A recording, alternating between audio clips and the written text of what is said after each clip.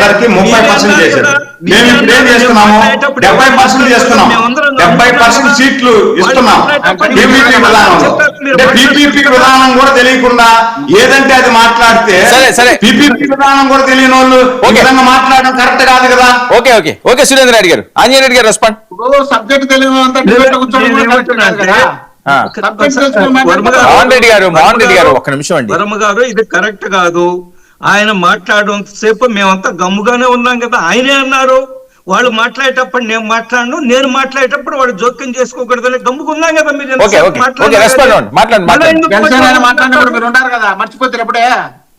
ఆపవయ్యా, ఆపు ఆపు.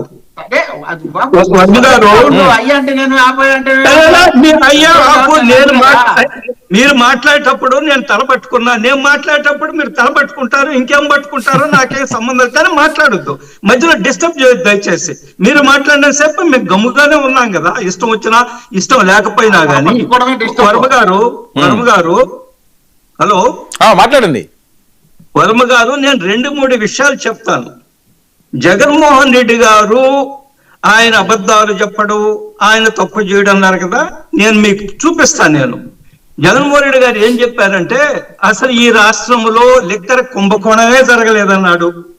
దాని మీద దర్యాప్తు జరిపితే ఒక ఆయన వెంకటేశ్వర నాయుడు అని ఆయన కోట్ల రూపాయల ఆ బండిల్స్ మీద ఏ విధంగా చేయి పెట్టాడో వీడియోలతో కూడా వచ్చాయి. ఎక్కడి నుంచి డబ్బు వచ్చిందో కూడా తెలిసిపోయింది. హైదరాబాద్ లో అరే ఏమిటా నువ్వు మాట్లాడేది? హైదరాబాద్ జరిగేది చెప్పరాదా? జరిగేదే చెప్తున్నావు. నువ్వు జరిగింది చెప్పావా? మేము చెప్పడానికి నేనేమంటున్నా అంటే, హైదరాబాద్ లో 9 కోట్ల రూపాయలు దొరికాయి. అందులో ఒక ఆయన ఇది 10 కోట్లు ఉండాలి కదా, 9 కోట్లు ఎట్లు వచ్చాయన్నారు ఒక ఆయన. మరి ఆయన 10 కోట్లు పెట్టాడేమో మనకైతే తెలియదు. రెండవది,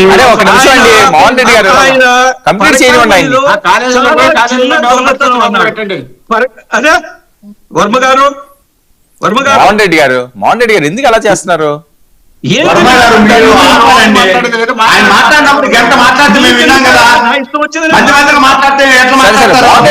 వినండి. ఏం చెప్పాలి? నువ్వెట్ నిర్ణయం చేస్తావు?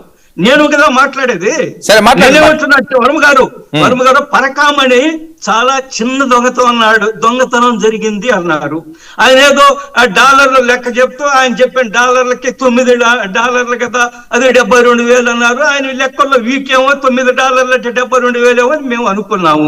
చాలా చిన్న దొంగతనం అన్నారు. అది ఏంటండి మీరు ఒక నిమిషం ఉండండి. ఏం కాదు మాట్లాడమని అన్నారు.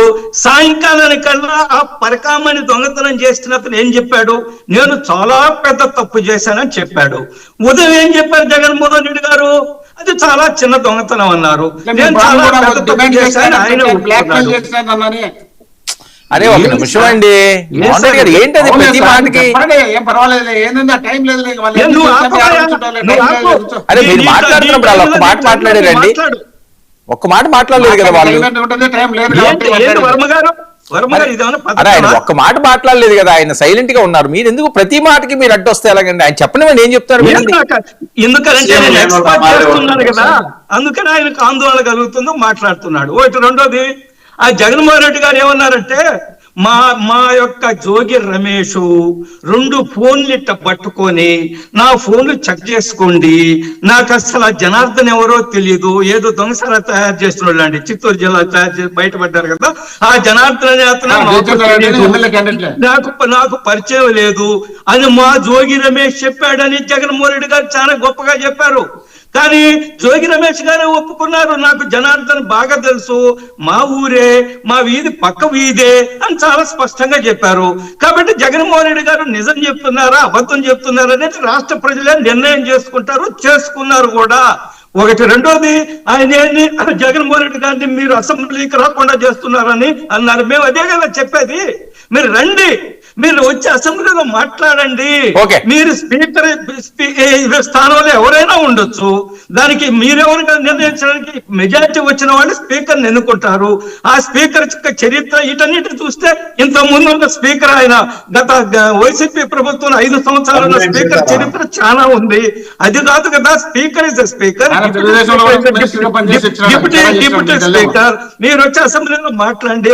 కానీ ఎందుకు మాట్లాడలేరంటే ఆయన ఏ సమస్య ఎత్తినా గానీ దాని మీద ఆయనకి ఏమి అవగాహన ఉండదు, దాని మీద మాట్లాడలేరు. వెంటనే